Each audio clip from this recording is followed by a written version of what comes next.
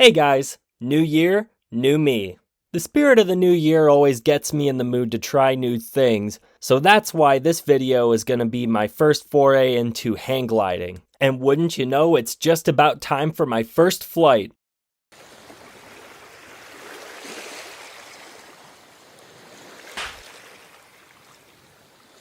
I forgot the hang glider. Let's just talk about virtual hang gliding instead, that's easier.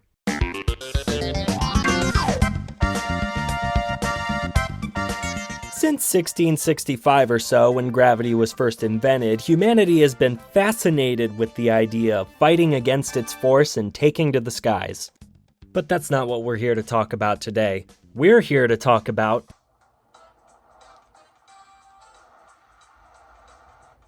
flight sims have been put onto computers as early as the 70s and have since amassed a cult fan base. I mean, with how expensive some of these PC setups I've seen online are, just buy a damn airplane at that point.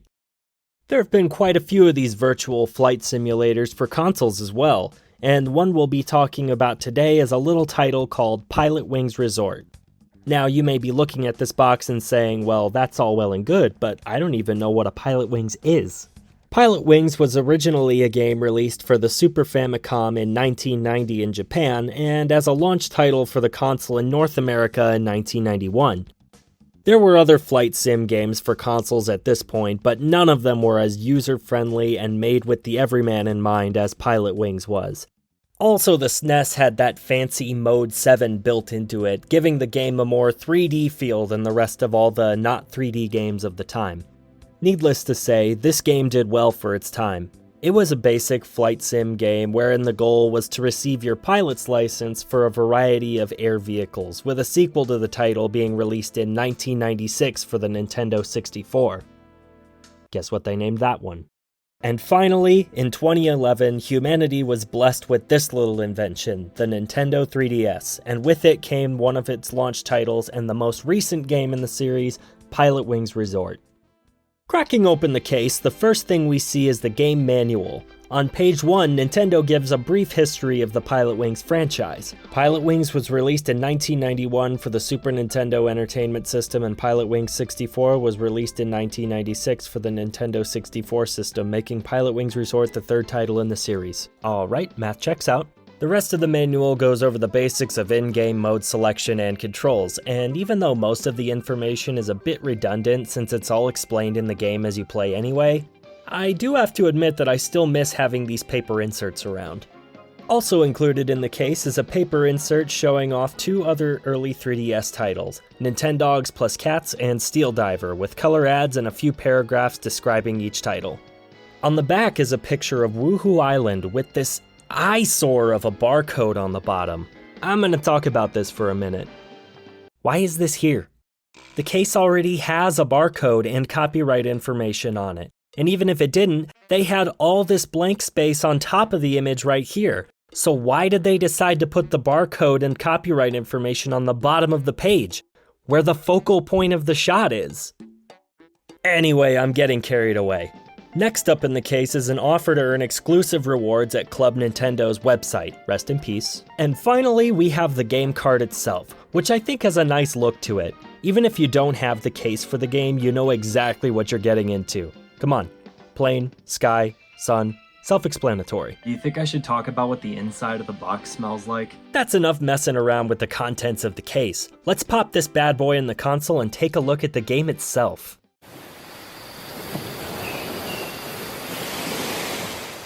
Starting from a fresh save file, we're welcomed to the game by this Mii character and asked to pick a Mii to play as, and sign our name on our membership card with the touchscreen. We're given a quick tutorial on how to fly the three main vehicles in the game, and after that, we're pretty much on our own. We could choose from a few menu options, such as messing with the options and viewing our membership card. This card has some of your gameplay stats on the back, and even though it is a little bit of a pain to go to the card and use the joystick to flip it over, it's kind of a fun pain, like seeing how long you can hold your breath.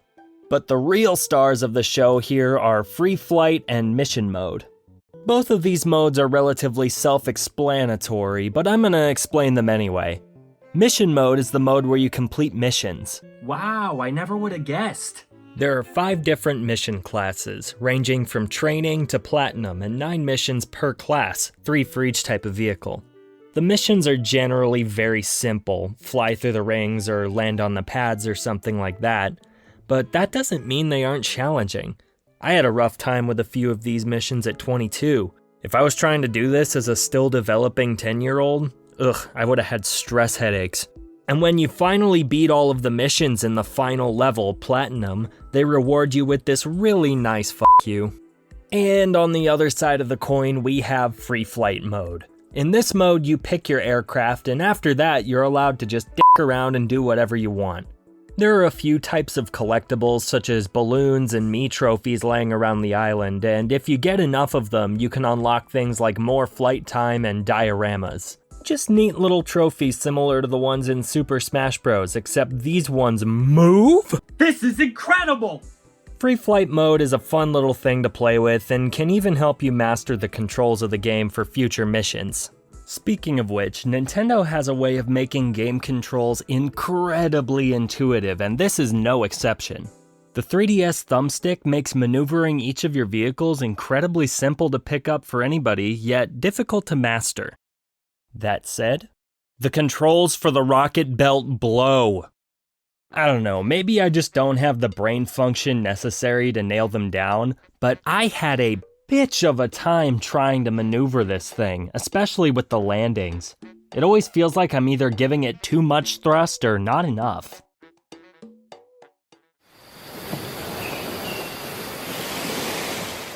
As far as the graphics go, I mean, they're 3DS graphics, so in 2023 they're not too big of a deal. I like to think of the original DS as having the capabilities of basically a portable Nintendo 64, where the 3DS runs more like a portable GameCube. Back in the day, these were the type of graphics that were pretty impressive, especially considering this was a portable console experience. The game's graphical style, on the other hand, is something that dreams are made of. The resort aesthetic of this title really sets it apart from the others in the series, while keeping the style of a title from the Wii kept it from being too much of a leap for newcomers. This game was my first step into the Pilotwings franchise at 10 years old, and even though I had no clue what this was, it didn't matter because I knew what this was. Not to mention, Nintendo had a picturesque gem in Woohoo Island, and they knew it. Bringing it over from Wii Sports Resort was a genius move, and even though the 3DS screen wasn't anything to write home about, you could draw this island on a calculator and it would still be nice to look at.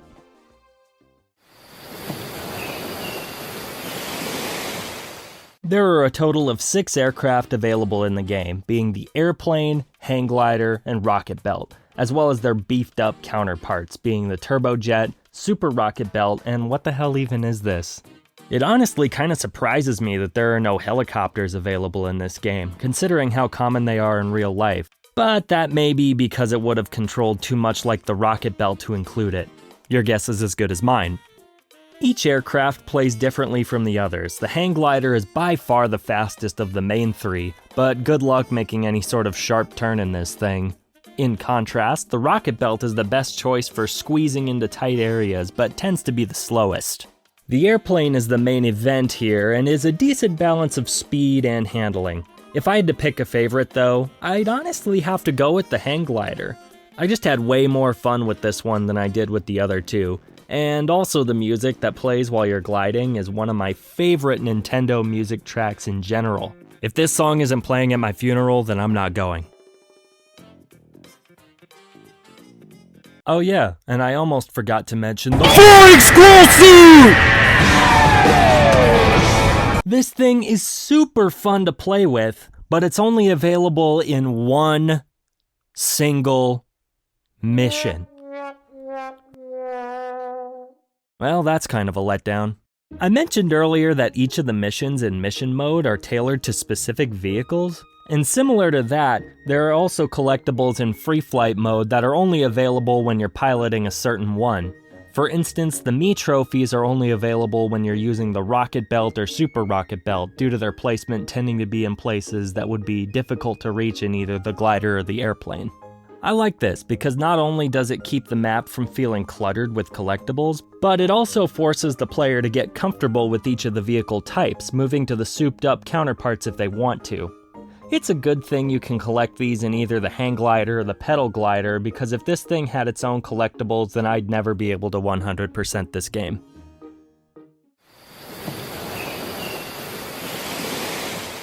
As far as the game's shortcomings go, there's really not that much I have to talk about that ruins the overall experience. The largest amount of time you can have for free flight is 5 minutes, which isn't all that much. I think a neat reward, maybe for collecting all of the collectibles, would be to allow for an unlimited flight time to mess around in. It'd be a nice reward for all your hard work, and I honestly don't think it would have been that hard to include. Alongside that, this is a game you're going to have to play by yourself since there is absolutely zero multiplayer. Not a big deal if you're like me and don't really have any friends anyway, but there isn't even any way to share your pilot card through Street Pass or anything. However, it is understandable since this was a launch title for the console and they may have not figured out the multiplayer yet. So to sum it up, there's nothing here that makes the game unplayable, just a few nitpicks I wanted to talk about.